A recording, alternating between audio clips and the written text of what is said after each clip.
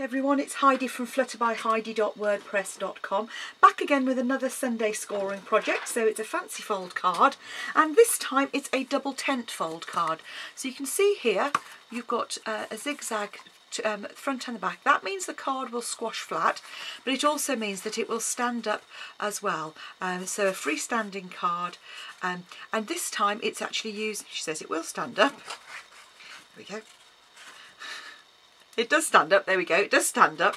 And this time it's using the balloon pop-up thinlits. Now the idea of these thinlits is that they create a pop-up in the middle of a card when you open it, but I've used it here to create an aperture.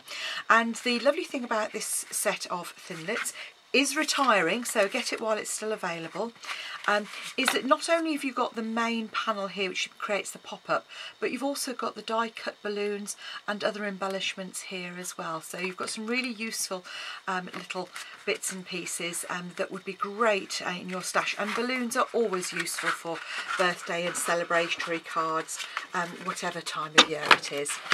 So that's the die set we're using, and you'll see what I've done is I've used a piece of Cupcakes and Carousels DSP in the background there, and that's got some Peekaboo Peach on it. And on the back here I've created the panel for you to write your good wishes on, and this is one of the sentiments that's available in the coordinating stamp set, which is this Balloon Adventures here. You see it's got banners and streamers and party strings as well, so you can do all sorts of things with that.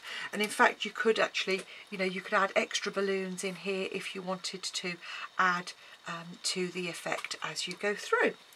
So the first thing you're going to need to do is to get your stamping trimmer, and you're going to need a piece of card that is 24.5 by 10.5, so that's just under half a sheet of A4 card.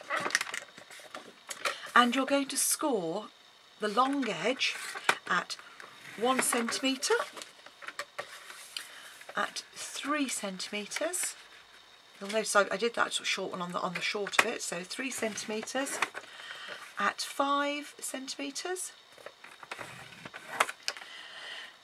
at 19.5, so scoot it all the way along, at 21.5, and at 23.5.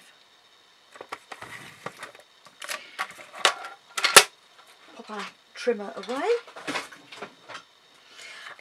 and you need to fold and burnish those score lines really well.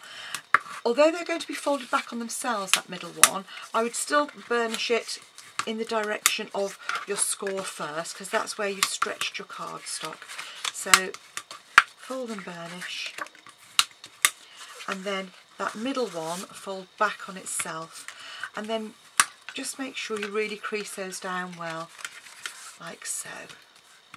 So that's our basic mechanism for our card. We're going to stick our front panel onto there, but before we do, we're going to attach our DSP at the back. So just use some snail or some tearing tape and just centralise that in the back. And I've cut this very slightly smaller, so I've cut this at 14 by 10 centimetres. And then the panel for the front I've already die cut, but I cut it at 14.5 by 10.5 centimetres again, and that's going to fit on the top there. And the best way to do this, I found, is if you pop, I'm using red tape for that extra kind of extra stick, because it's sort of a moving part, if you like. The last thing we want is for our card to come apart. So that's going to go onto the front. Before we do, I'm going to add the embellishments. So I've die cut some balloons in coordinating cardstock, and then I've put those on some DSP as well. Some of this is retired DSP. And you can either use the balloon punch, which this large one coordinates, or you could just stick the balloon onto DSP and hand cut around. Either would work just as well. And then all you need to do is add your dimensionals or some other 3D foam onto the back there if you've got pieces of our 3D foam. And what I did here was I popped these outer two on a dimensional each,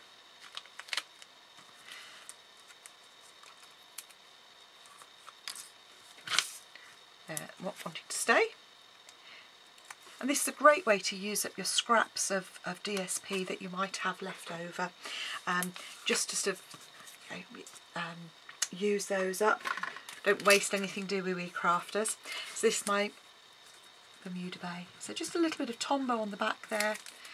That's the liquid multi-purpose glue, and pop that on the layer there, like so. So we're going to leave that to one side, and the next thing is to create the banner for the front.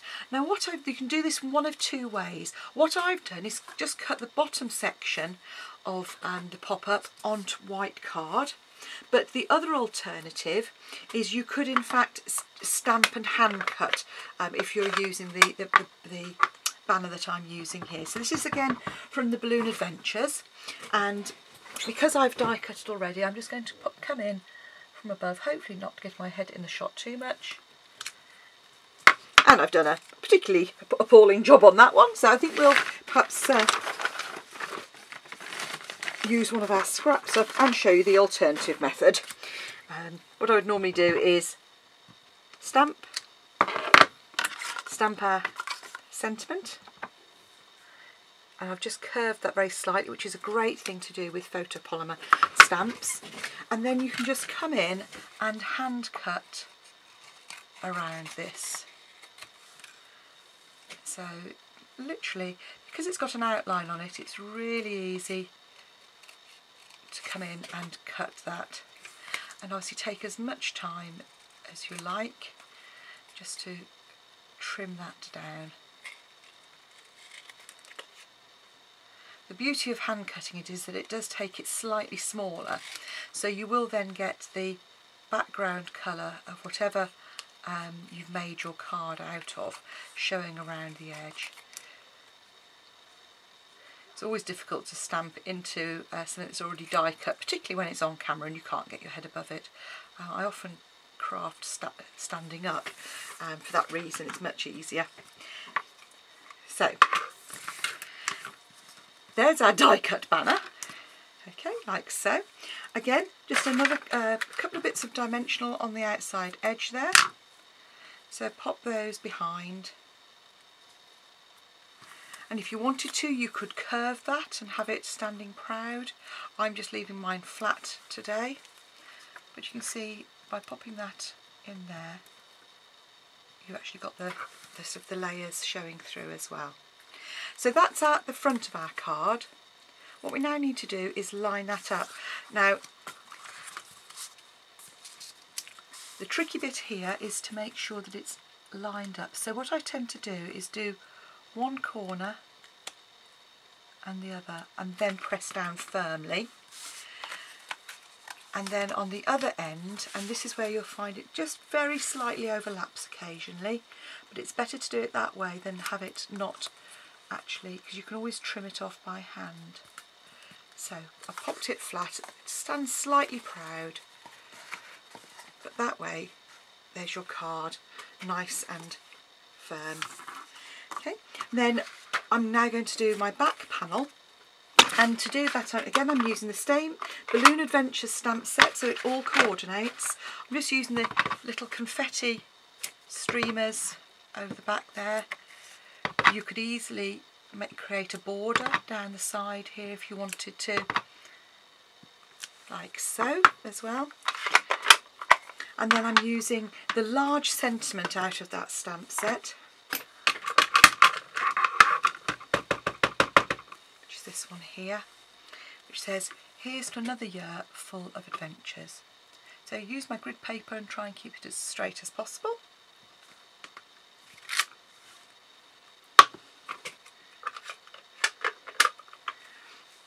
And then again, that's just layered up onto a piece of, in this instance, our Peekaboo Peach cardstock.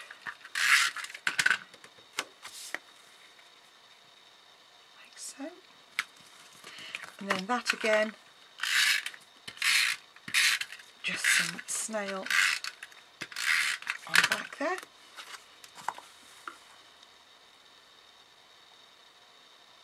And just layer like so. So there we have a double tent fold card using our balloon pop-up thinlits and our Balloon Adventures stamp set. There we go. I hope you've been able to follow along with that and you're able to create one for yourself as well soon. Come back and see me for another Sunday scoring project soon. And if you want any of the products that you've seen demonstrated today, just pop to my Stampin' Up store, heidismith.stampinup.net, or to my blog, www.flutterbyheidi.wordpress.com, and you can get everything you need there. Any problems, just give me a call or drop me an email. Bye for now.